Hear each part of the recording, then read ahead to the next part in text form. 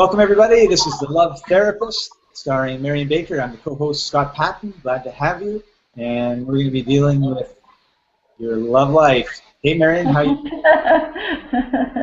Yay, we're talking about my favorite subject today. How could I not be any better? That's right. So tell us a little bit about the lime green plastic couch. Well, this lime green plastic couch is actually a very fond memory of mine, because when I was single and struggling through all of my life, and in my 40s, I decided finally that I wanted to get married and have a permanent relationship, and it just, like, my life just wasn't working out that way, because I was finally feeling ready to kind of, settle down and have a relationship. And it finally, after, a few failed attempts, I realized that, the only common denominator in the issue was actually me. And I needed to change a few things to be able to have an ongoing relationship. And one of the biggest things I learned was that I didn't know how to ask for what I wanted.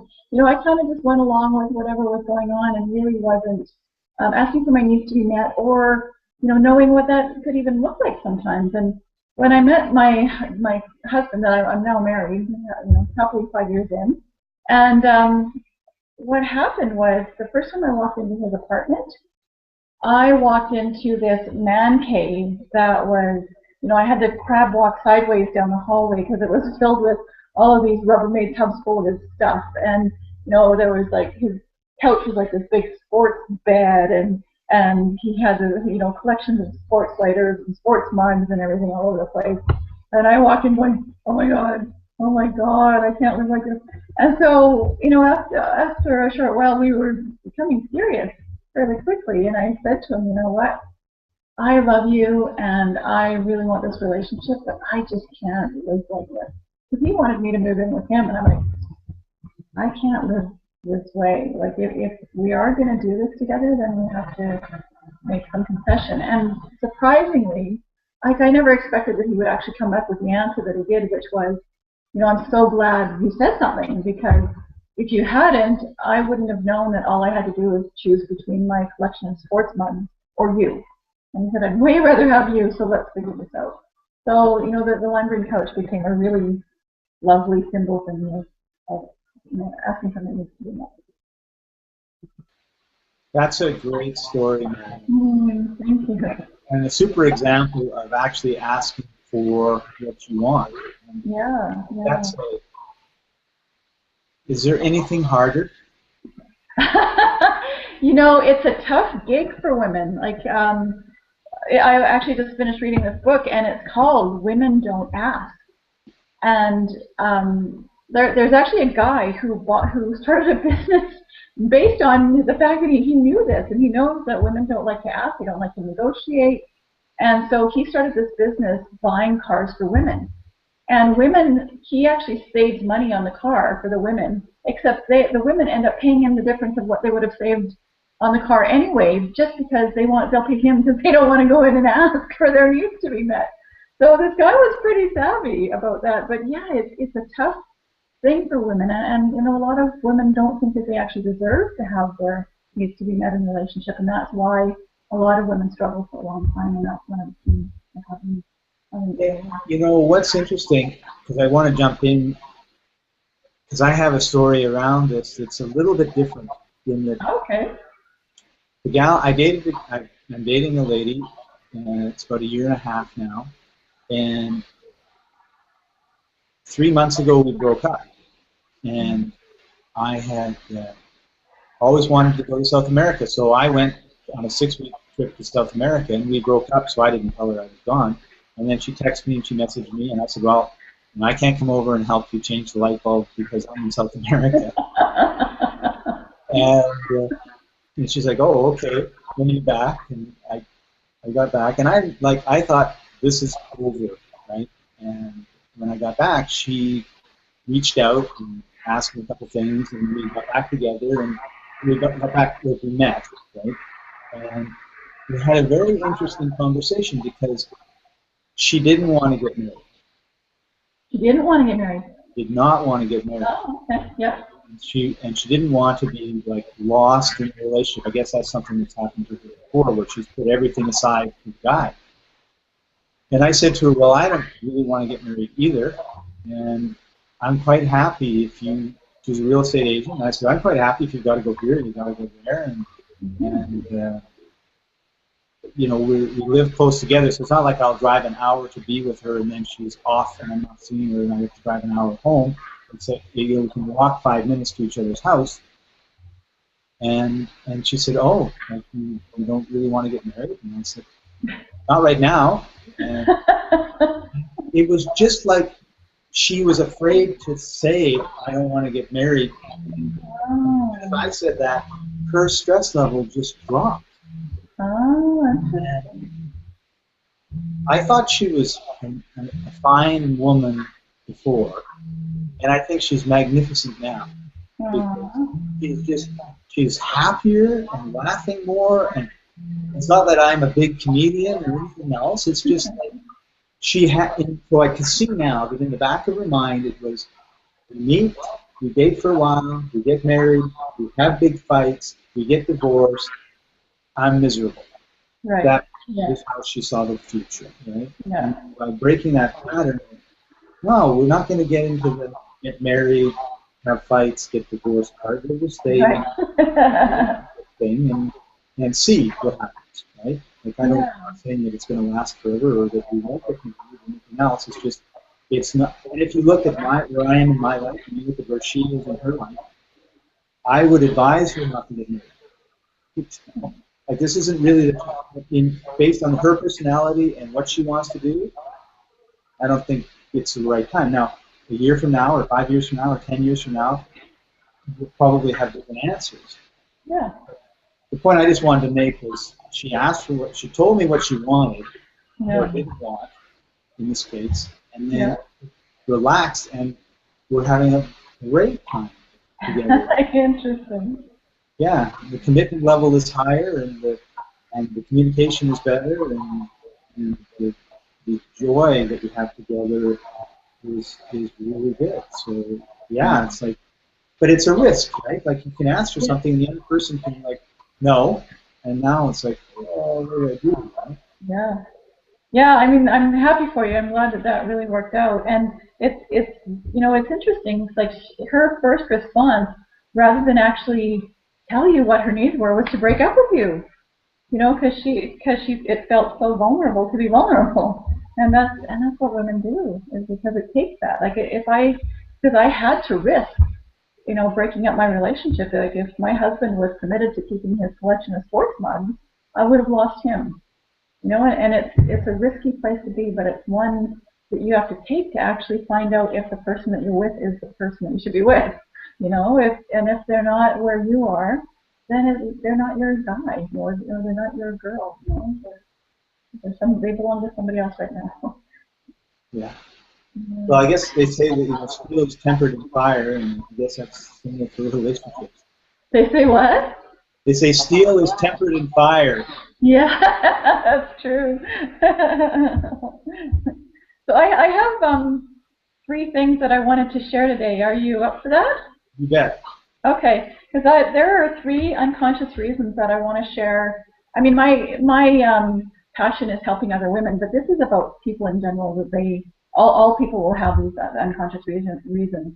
And once I tell them that how they are like, based on these 3 unconscious reasons, it will open up everything that they've ever thought about relationships. And I talk about them in my book, The Lime Green Plastic Covered Couch. And one of them is called what I call a love meter. So imagine that you are a meter that goes to 100. It can be like a gas gauge, it could be like a thermometer. That's you. And how you grow up in your family learns to love to a certain degree. So however much your family loved you or showed affection to you or was loving towards you, they'll fill up that love-o-meter to a certain degree. And in the North American culture, the average love-o-meter is still to about 35. So Most people walking around in our culture are filled up to that degree. Some are a little bit lower, some are a little bit less. But if you consider like 1 degree will take you in a rocket ship from, your trajectory is to Mars. 1 degree will take you to Venus. One notch in your love meter is actually quite significant. So, yeah, your culture and all those things surrounding you as you grow up have a big part to play in how this love meter gets filled up or not. And so if you're at 35 out of 100, it tells you that there is, some love to be filled in your love meter.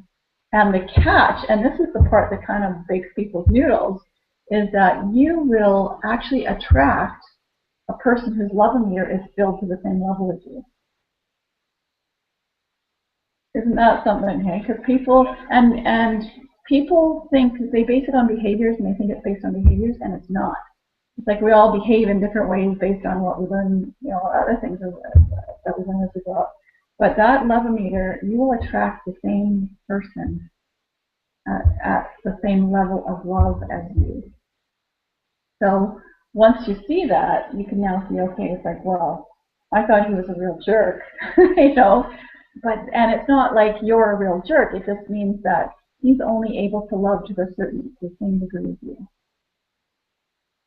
So it makes the playing field a little more even. So I'll go on to a little bit more about how you can change that after you talk about this. But I know you're dying for reason number 2 right now, right? I was curious as to how you can change your love meter, because it sounds like you'd like it going full bore, not limping along. Yeah, because if you're attracting men, like if you're a woman attracting men, and you're going, wow, this guy isn't loving me to the degree that I would like to be loved, all you need to do is notch up your own love meter, and then that you'll find you'll see yourself attracting different men. So yeah, I'll talk at the end a little bit about how you can do all of that. Because I'll tell you reason number 2 first. And reason number 2 is what I call matching luggage. So it's the same kind of premise. Like as you grow up in your family, you learn to become a certain emotional distance from each other. And what I mean by emotional distance is people will share who they are with each other fully or not to varying degrees. And that means, sharing the things that you're scared of, sharing the things that feel vulnerable. Did your family create a safety zone so you could go up to your mom and say, oh, Mom, I'm really scared about this thing, or I've got this crush on this boy at school and I don't know what to do, and can you help me? Like, did your family create that kind of atmosphere where you could share vulnerably, or is it just more like lots of judgment? No, you shouldn't do that. No, stop doing that. That's the way in my experience most families grew up. But no, just don't do that because it's bad. And so you are at this emotional distance from, again, whoever it is you're attracted to. So who will feel comfortable to be attracted to you is, again, somebody who's at that same emotional distance as your family. So you're probably curious about how you can change that too. Well, I think you're right. I think you're right on with that. Yeah. And yeah. It's interesting. I guess with the awareness becomes the ability to do something. Without the awareness that that's how the dynamics work, we get stuck in this loop that just keeps going on and on and on. Right? That's right. Because so many women complain to me, he's just not emotionally accessible, or he won't talk to me in a certain way, or I just don't feel like my needs that way are being met. However, in this model, if this is actually true, you've got buy-in to it. Like you've got some buy-in to him. Like it might be recreating your family patterns, and because your family patterns are always, coming up to be healed, and so that's one reason why you might be attracting that. Or you might always have felt, stunted by your parents. You wanted to love them, you wanted to share, you wanted to do all those things, but your parent is over here going, no, I'm just going to judge you based on what I think is good or bad and right or wrong. And so as you're recreating that, you tend to recreate that in every relationship that you have until you heal it. Right. So again, we'll talk more about that at the end. So reason number 3, you're just dying over there, aren't you? Yes. What is it? So reason number 3 is it's all about family patterns. So say, for example, you come from a family that's patriarchal where your father was in charge, or you come from a family that's matriarchal where your mother was in charge. It's good to know which of these family dynamics you come from. Because, like, for example, I have a girlfriend who I went to Mexico with 2 girlfriends at one point, and my girlfriend said to me, you know, you and I might as well be invisible when we're around this other friend, because this other friend is from a patriarchal family system, and my other friend and I we're both matriarchal systems, so we're the ones in charge. So when we're out and about, you know, our essence carries through what we are. And so, say a man would say to, you know, my matriarchal friend to me, "Oh, hey, you know what? I've got this business and this is what I'm doing." We would come back with a response like, "Oh, that's great, and this is what I'm doing in my business." Whereas with my patriarchal friend, the guy would say, "Hey, guess what? I'm doing this in my business," and da da da da. And she would go, "Oh, really? Oh, that's so great. Tell me more." So, you know, who's gonna be, and she gets asked out all the time. And I never in my life have been asked out. You know, I've been fixed up or met on a dating site, or, you know, I've had to make it really clear to a man that, that I want to go out with them for them to be able to ask, or I just do the asking because my presence is just so I'm in charge that who's going to be attracted to me is a matriarchal man who wants a woman to be in charge. So is he going to ask me out? No. You know, whereas a patriarchal man will ask out a woman who looks like they're looking for a man to be in charge. So that's why, you know, patriarchal women will tend to get asked out more than matriarchal women. So it's interesting, isn't it? Yeah, it is, and how that that explains a lot of behaviors, both in terms of the women and in terms of men. It does, and not only that, but if say you get a matriarchal man falling, or a patriarchal man falling in love with a matriarchal woman, they're going to struggle for power. Like it's not that they, you know, it can't happen that patriarchal men and women, you know, that the opposites attract. But yeah, there's going to be some interesting dynamics in the relationship that are going to be the cause of this. So it's just good to know about yourself, about how you operate and how you appear to men. You know, if you're looking to attract them. They sound like some pretty good tools, Marion. Yeah, yeah, I think so. And so I just want to answer your question now. It's like, so what exactly do you do? You know, how do you fill up your love meter? Because the other side, like if you're only filled to 35 out of 100, what the heck is in the other side? You know, that's where all your fears and your insecurities and all your like sticky neediness lives. And so how you fill up the other side of your love meter and how you actually get closer to people, because you're used to this kind of distance, is you have to become more self-aware. You actually have to, like, 'cause you hear all the new age gurus say, love yourself more, love yourself more. It's like, yeah, okay, but what does that mean? You know, what do I do? And so becoming more and more self-aware is important, because if you get, if you learn more about your family dynamics and your family patterns, you learn more about who you've become. Plus, as you learn more about, you know, what your fears are, what your needs are, that neediness that's in the other part of your love meter, you know, as you explore that, you have to become more self-accepting to be able to explore it. Because if it's a feeling, it often expresses in feelings. If a feeling comes up and you go, oh no, press it down, I'm not gonna feel that feeling, then that's where you learn about yourself. So you actually have to have those fears come up so you can let them actually work through you, and then the information comes, it kind of naturally comes. And so that's how you fill up your love meter, is you actually get more aware of who you are, and you become more loving and kind to who you are in the process, which is really your own mandate. And then how you get closer to somebody else is you actually share. So, you know, say your mom asks, so what did you do last night?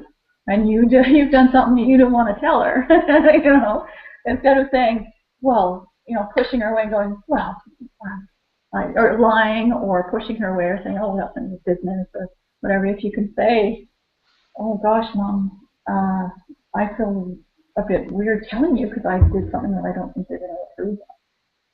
But that's a lot more vulnerable, and it actually takes you a step closer in a relationship. And so that's how you become closer, and that's how you fill up that love in you so that you can be attracted to somebody else. Right. Not always easy, but I think probably really good new habits to come up with. Sorry, say the last bit again?